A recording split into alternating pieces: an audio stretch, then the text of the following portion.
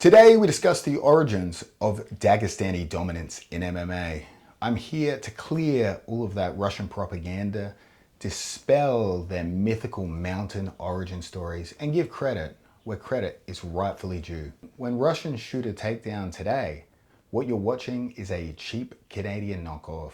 That, my friends, is Canadian wrestling. My mentor and spiritual advisor, George St. Pierre, once said to me, "Any man can take down an attractive woman.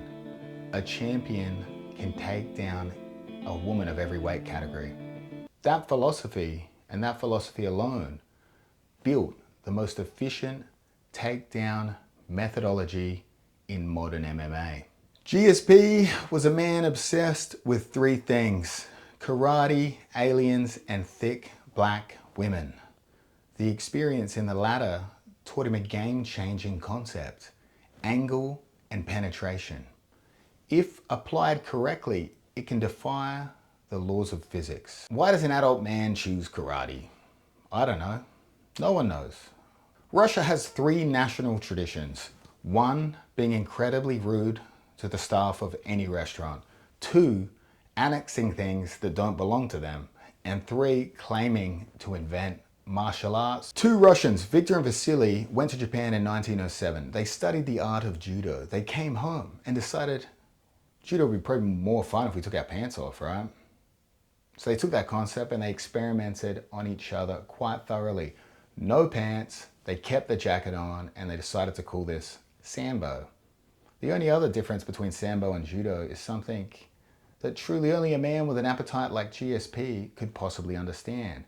The pants came off, but the shoes stayed on. To be fair, Dagestan is statistically the greatest wrestling region on earth. By any metric, medal totals, medal density, world champions, or dominance in their own Russian national championships. Per capita, they produced more Olympic medals than anywhere else. Roughly 1.6 freestyle medals per million people. Numbers that would make US, Iran, and Japan look like some Bush League bullshit. So naturally, you'd expect them to have the best takedowns in MMA, right? But they didn't. Before GSP, Russians sat around 35 to 40% takedown accuracy. Then GSP happened, and suddenly post-GSP Dagestanis, Khabib sat at a 48% takedown accuracy, and Islam 53% takedown accuracy. Something changed. That something arrived in 2007. That was the year Dagestan reportedly got its first VHS player. They entered the modern era of technology. And that first VHS tape that they watched was GSP taking down the heavily credentialed Josh Koscheck. GSP broke every golden rule of wrestling. He bent at the hips. He had a short penetration step, and he was shooting off the jab. Wrestling coaches everywhere around the world were in absolute awe, and they had to take notes on what this modern phenomenon was. Between 2007 and 2013, GSP attempted 236 takedowns and he landed 174, 74% accuracy. He out-wrestled NCAA champions, Olympians, national heroes with a posture that would likely get you conscripted to the front line in any Russian gym. This was earth-shattering to the wrestling community. They realized that that picture-perfect double leg, chest up, long penetration step was suicide in MMA. It would be akin to marrying your cousin. It might feel right at first, but the visual consequences and aftermath are indeed catastrophic. You were literally shooting into the center line of uppercuts and knees. Tradition feels good, but in the end, you're left disfigured.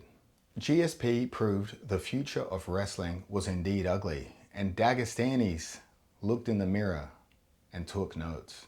But these Dagestanis couldn't just steal the Canadian shot. That would be cultural appropriation. So they slapped a neck beard on it, called it Dagestani wrestling, and talked about mountains until you forgot to ask where they actually learned it. It is a brilliant marketing strategy. It is my marketing strategy. Steal something, rename it, and add a bit of flamboyant flair. Through extensive research, and believe me, I do mean extensive research, staring at slow motion videos of men bending over, I discovered the Canadian deviation coefficient. For every 10 degrees of spine bend, takedown success increased by 4%. The optimal Olympic hip angle, 90 degrees. The optimal MMA hip angle, 68 degrees. That's math, that's science. It's ugly, it's perverted, and it's undeniably Canadian. Before 2012, Khabib's game was all these upper body throws, trips, and clinches, pure Sambo nonsense. His wrestling, though, was beautiful, upright, and textbook, but it was wrong for MMA, and he knew that, so he adopted a new system. And in 2013 against Abel Trujillo, we see it.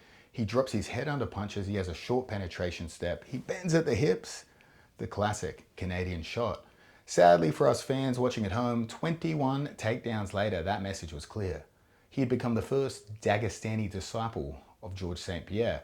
Between 2014 and 2016, he perfected it. Every feint, every jab, every shot, fully embracing his inner Canadian, very unapologetically. Then cometh Islam, from those same oxygen-deprived mountains of Dagestan. Watching that same VHS library, he took GSP's timing, Khabib's control, and made the shot invisible. And if we want to take a look at the data here, GSP had a hip bend of 63 degrees, a penetration step of 0.6 meters, and his takedown accuracy, 74%. Khabib only bent 65 degrees.